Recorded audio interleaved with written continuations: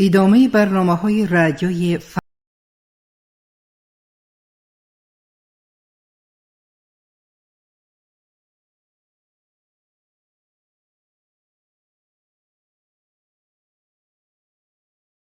صدسالگی نویسنده خلقی تاجیکستان ساتیم اولوغزاده. السلام علیکم شنونده های ارجمند. با توجه شما گفتار ادبی از سلسله خوانش بدیعی رمن استاد ساتیم اولوغزاده فردوسی در قرائت عبدالرشید خوجامپور. گفتار 18.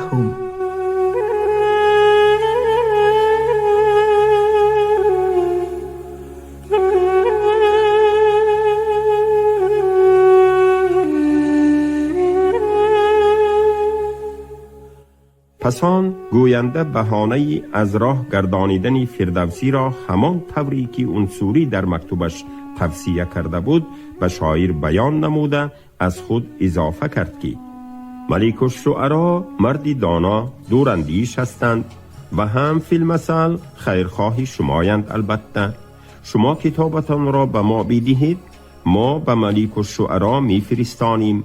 خودتان به وطنتان برگشته خاطر جمع بنشینید. یک روز نی یک روز فی المثل آن روز دور نیست. شما را خودشان به درگاه طلبیده عزت و اکرام کرده، کتابتان را پسندیده به شما فی المثل از خزینه سیله کلام می دهند. شاعر پروری اعلی حضرت فی المثل سخاوتمندیشان البته به خودتان معلوم بودگیست. خرج راحتان تنی ما خودمان می دهیم. وی پیشکی فرموده بود که در حجره خاصه دسترخوان ضیافت تهیه کنند. شاعر را به ضیافت تکلیف کرد. اکنون وی برای فاش نشدن سری باغ عدنانی شرطی پیشنهاد کرده عنصری را پذیرفته و می کوشید که فردوسی را نه فقط با لطف و گفتار و ضیافتی حاتمانه بلکه حتی با احسان و عطاها نیز به بازگشتن به طوس راضی نماید. اما این کوشش او شاعر را نه تنها مایل بازگشت نکرد بلکه به خشم آورد. وی از سبب نهانی التفات آلتونتاش آگاه نبود، ولی یقین کرد که مصلحت ملک الشعرا البته از روی بخیلی و حسودی است. مرحمت شما زیاد، من سیرم. برخاسته با لحن جدی و براق جواب گفت او به تکلیف حاکم. در باطن آتشین و عصبانی بودن او را احساس کردن ممکن بود. بنده برای رفتنی به غزنی اجازت عنصری را نپرسیدم جناب عالی و هم اصلا نیتی رفتن نداشتم. مرا خواجه بزرگ اسفراینی و امیر ناصر ترغیب کردند که بروم. از این گذشته من هیچگاه با پند و رأی حسودانی دغاپیشه کار نبستم و از این بعد هم نمی بندم. معذور داری. وی حتی تعظیمی خیربادی نکرده به در رفت.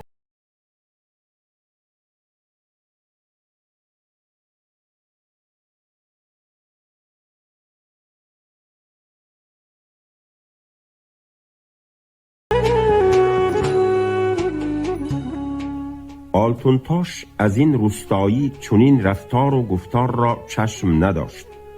این چی جسارت است که او ضیافت حاکمی شهر را رد می کند؟ آخر این آشکارا بی حرمتی و حتی نافرمانی به حاکم است. آلتونتاش در غضب شد. برخاسته بروتش را تاب داده روی بارگاه می گشت و فکر می کرد که آن بی ادب را چگونه تعقیب کند. ولی اگر پیرمردی شاعر و مسافر را تعقیب کند به وی درشتی نماید، مردم چی میگویند؟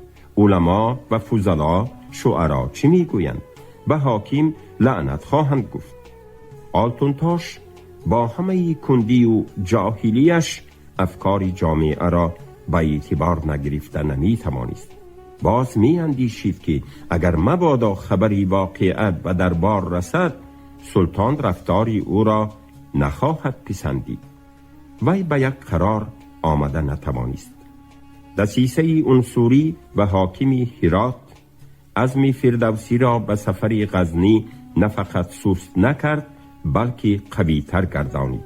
اکنون وی برغم ملیک الشعرا و حاکم حتی قطع نظر از عاقبت سفر و نتیجه تقدیم شاهنامه به سلطان به پایتخت رفتنی شد.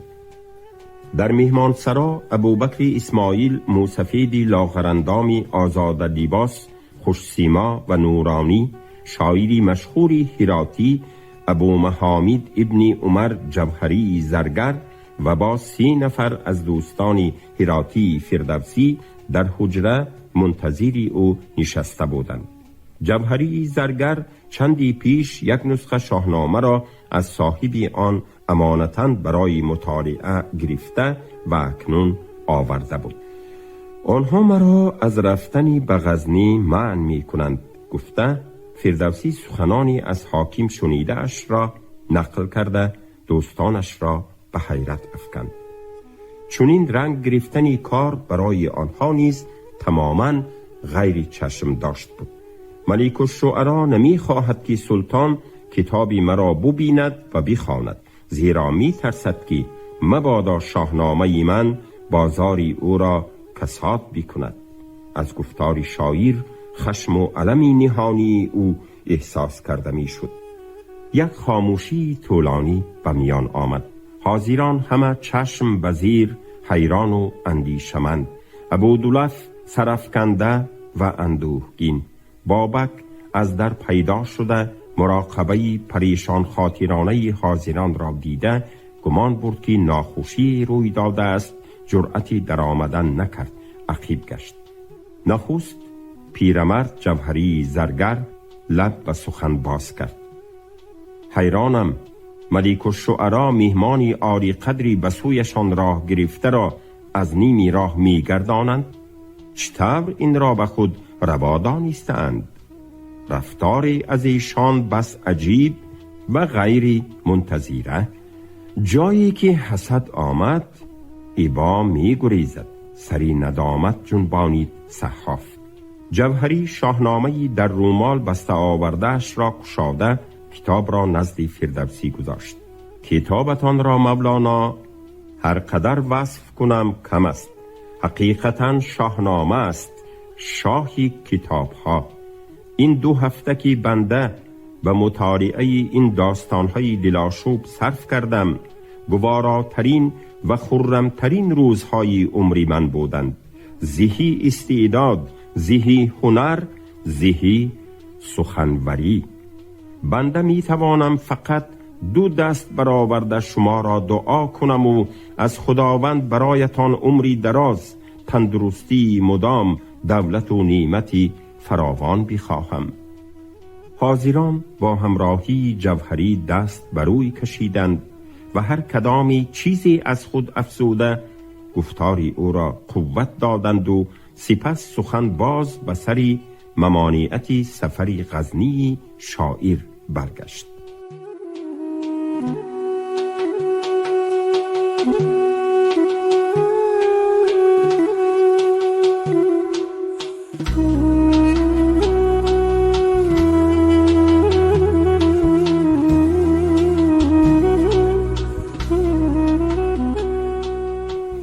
به عقیده بنده گفت ابوبکر اسماعیل اکنون اگر شما استاد با وجودی ممانعت حاکم و ملیک الشعرا به غزنی بروید مباد که نومید و رنجور برگردید.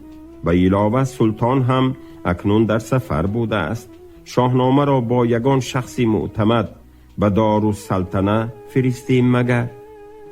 من خود میبرم گفت جوهری، با دست خودم به سلطان میدهم. برای او قصیده انشا کردم، میخواهم به خدمتش برم. از درش نمی روم تا مرا بار ندهد، لاجرم بار خواهد داد. میگویم به او چی کتابی نیستن در جهان است کتابی شما.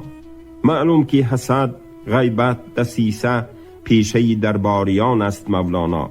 شما به دل ملال مگیرید، آزردن نشوید.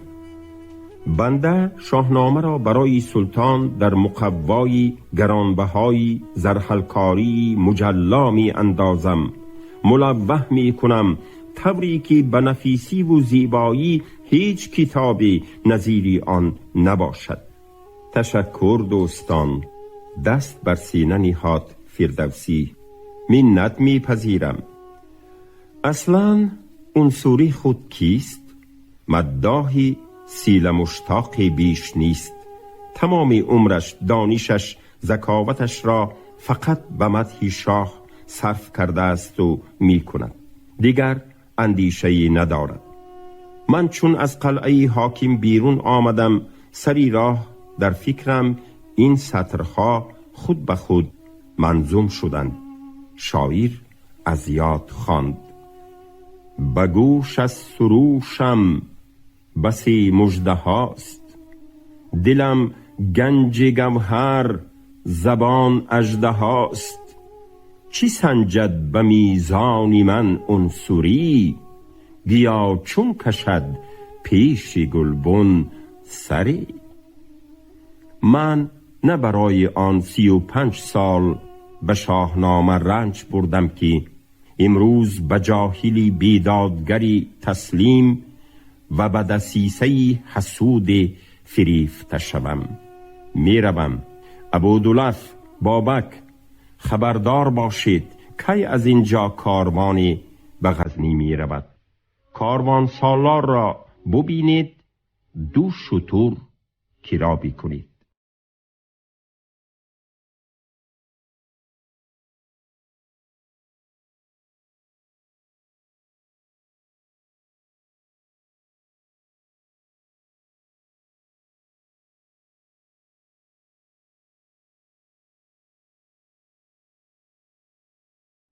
در غزنی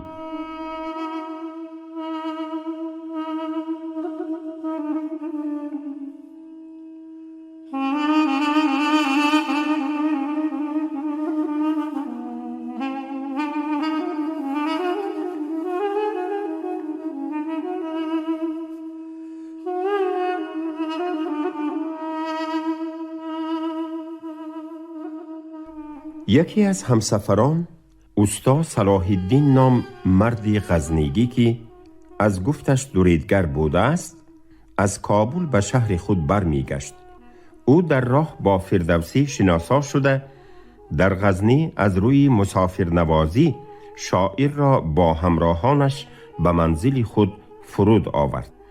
فردوسی به او گفت که در این شهر ابو سعد منشوری نام شاعر و بقال زندگی می کند، بلکه صلاح الدین او را می شناختگی است. استا نامی آن شاعر را شنیده باشد هم خودش را نمی شناخته است. منشوری آشنای دیرینی فردوسی بود. او خواست که از آمدن خود پیش از همه به همین آشنایش خبر دهد.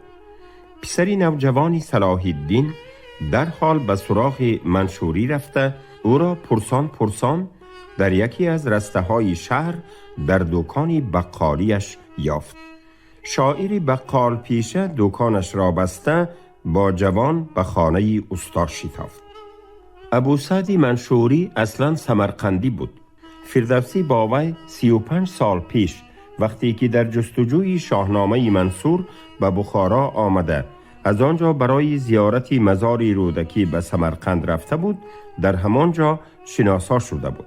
شاعر جوان او را تا زادگاه و قبر رودکی تا دهه 5 رودک مشایعت کرده بود.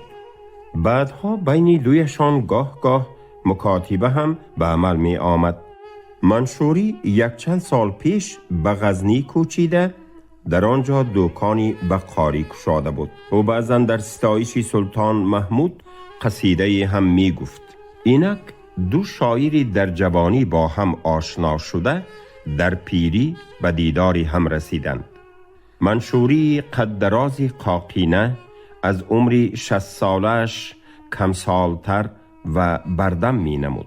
دویشان آغوش به آغوش شده یک فرصت همدیگر را رها نکرده واخوردی نمودند. هموطن و مخلصی استادی سمرقند شادی خود را از دیدار با بیت او هیچ شادی نیست اندر این جهان، برتر از دیداری روی دوستان، اظهار کرده می گفت. آوازه آفریدگاری شاهنامه بزرگ از آفریدگارش پیشتر به ما رسیده بود. شکر و سپاس خداوند را که لطف و کرمش امروز خودی استادی معظم را به ما مشتاقانی دیداری او رساند. بنده هنوز شاهنامه را ندیده ام و به امید دیدن و خواندنش هستم. فقط یک بار در مجلس ملک الشعرا قرائت پاره از داستان رستم و سهراب را شنیده بودم. استاد اگر می دیدید آنجا چی شوق و شوری در دل سامعان افتاد. این فقیر به خود گفتم اینک رودکی زنده شده است. نوین سلطان شعرا بر تخت ملک ادب نشسته است. وی فردوسی را به مهمانی خوانده بیگاه روزی به خانه اش برد. میخواست به مجلس ضیافت و صحبت استاد چندی از فاضلان و شاعران شهر را دعوت کند، ولی فردوسی مایل دعوت آنها نشد و گفت که وی هنوز از کوفتگی راهی دراز به خود نیامده است. ملاقات با شاعران و فاضلان را یک دو روز موقوف باید کرد. در صحبت از گفته میزبان معلوم شد که سلطان محمود حقیقتاً در پایتختش نبوده است. برای تسخیر ولایت غور به جنگ رفته است. فردوسی از این خبر یک قدر ملول شد، زیرا در این صورت توقف او در غزنی دیر می کشید. مسافران توسی ما آن شب را در مهمانخانه منشوری گذراندند. روز دیگر جمعه بود. فردوسی تا وقت نماز جمعه میل تماشای شهر نمود. میزبان هر سه را به صفت راه بلد به سیر و تماشای شهر برد.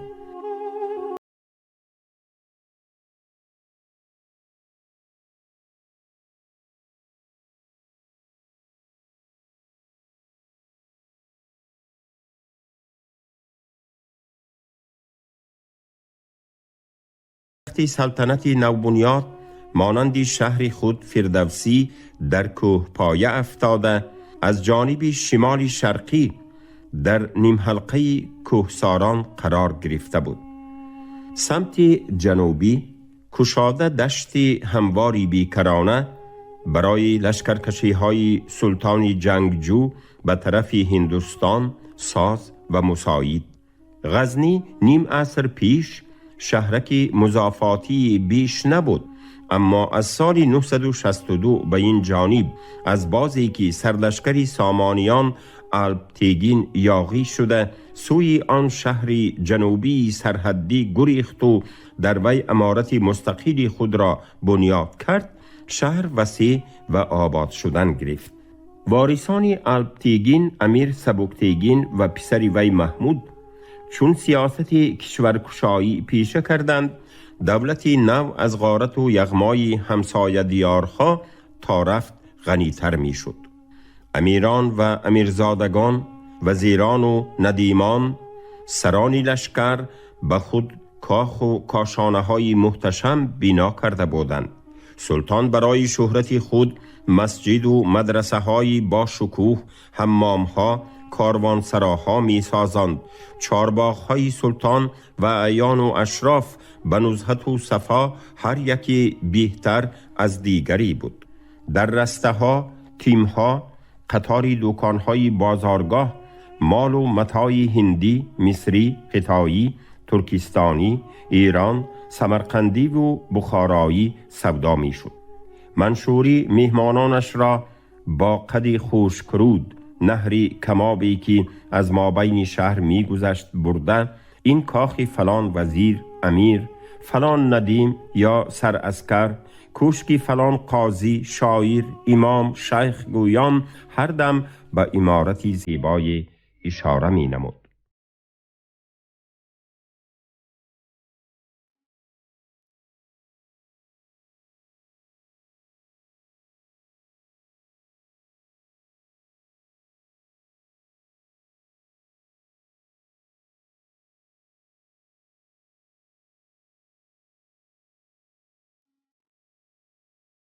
آفتاب از قیام گذشته، هوای سنتیابر تفسان بود. ساعت نماز جمعه هم رسید. فردوسی و ابودولف و بابک نماز را در مسجدی جامی خواندند. در جماعت مسجد فردوسی را کسی نشناخت. و از مهماندارش خواهش کرده بود که اگر از او کی بودنی همراهی پیرش را پرسند، گوید که یک مسافری آشناست. شاعر حالی حاضر دقت مردم را به خود جلب کردن نمی‌خواست. آنها در قفاتر نمازخانها قرار گرفته بودند. منشوری به فردوسی از دور شاعرانی درباری و مداحان سلطان، ملیک الشعرا انصوری، زینتی، فرخی، اسجدی و چندی دیگر را نشان داده میشناساند. شاعران و دیگر یک دسته شخصانی با وقار و حشمت که ظاهراً صاحب منصبان، علما و مشایخ بودند، بعد از نماز از مسجد برآمده به طرف قلعه روان شدند. به تماشای غنیمت جنگ می روند، گفت منشوری و فردوسی. برای تماشای آن هر روز جمعه به خلق اجازتی به قلعه در آمدن داده می شود. اگر میل دارید بیایید با هم می رویم. غنیمت ها در واقع دیدنی اند. فردوسی قبول کرد. چندی پیش سلطان محمود در یورش چهارم خود به هندوستان شهر و قلعه بهیمنگر یا خود ننگرکوت را فتح کرده از آن یورش با غنیمتی فراوانی برگشته بود. غنیمت ها برای شأن و شهرت شاهنشاه جهانگیر در میدان پیش دارالسلطنه به معرض تماشای مردم ریخته شده بودند. پشت پشت طلای و نقره، جواهرات، هزارها من آلات سیمین و زرین، خانه از نقره صاف و غیره به خاص و عام نمایش داده می شدند. بزرگان به صوفه برآمدند. ملیک الشعرا انصوری و دیگر شاعرانی درباری نیز برآمده در صف آنها ایستادند. یک منصبداری شکم قفس با آواز خراشیده رگدار خطابت سر کرد. وی به ازدحام تماشاگر جنگی عظیمی بهیمنگر، فتح قلعه بزرگی آسمان سایی در فراز کوه جای گرفته را نقل و دلیری و شهامت سلطان محمود را مدح می نمود.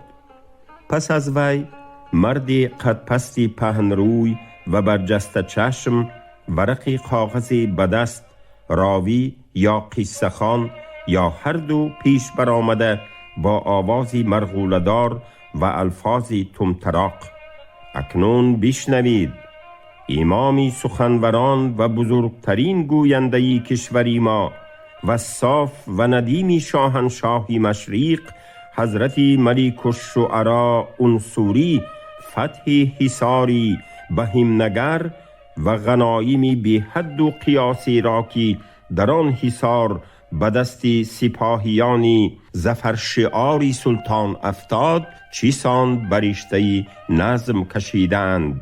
گویان به قرائت قصیده شروع کرد. چون مصرع‌های زیرین را می‌خواند، یک ذیل با انگشت دست به آن غنایمی بی حد و قیاس اشاره می‌نمود. خدا داند کانجا چی برگرفت از گنج، زی زر و سیم و سلاح و زی جامه و زیور، فزون از آن نبود ریگ در بیابانها که پیش شاهی جهان بود توده گوهر. منشوری اگرچه آن پشتهای زر و سیم و جواهرات را نبار اول میدید، باز هم از تماشای آنها در هیجان بود. از فردوسی میپرسید: آیا این مقدار گنج را پیش از این هیچ دیده بودید استاد؟ فردوسی نیم تبسمی می کرد و دم نمی زد. با آن ثروتها ساکت و آرام و نه چندان با اعتنا می نگریست.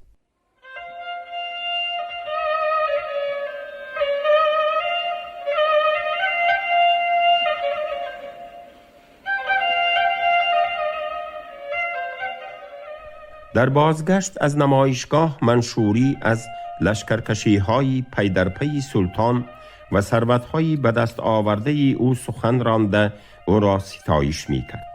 فردوسی گفتاری پر احتراسی آشنایش را خاموشانه گوش می کرد و با سری خم به پیش پایش نگاه کرده قدم می زد.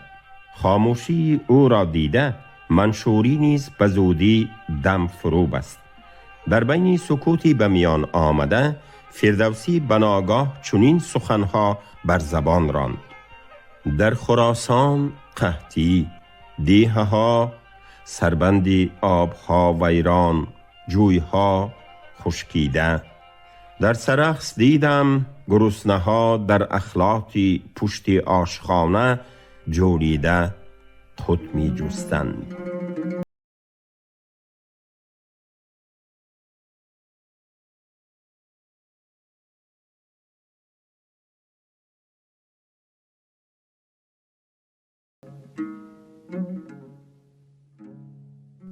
منشوری حیران شد و دانست که در وقتی با شوق و هیجان سخن راندنی او درباره گنج شاه شاعر به چی خیال و اندیشه بوده است.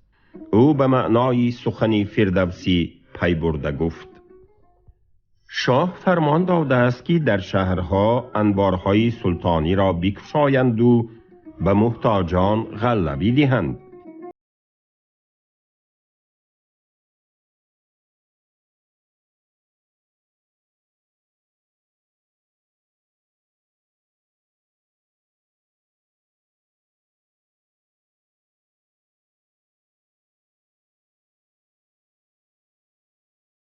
بله، اما بعد فرمانی دیگر صادر شده است، گفت فردوسی. روزی چند انبارها را کشادند و باز بستند. از کشادن پشیمان شده باشند مگر؟ غله را اول آنهایی که متصدی غله دهی بودند دزدیدند، بقیه‌اش بیشتر نصیب دهقانان و دیگر معتبران گردید. به محتاجان کمتر رسید یا نرسید.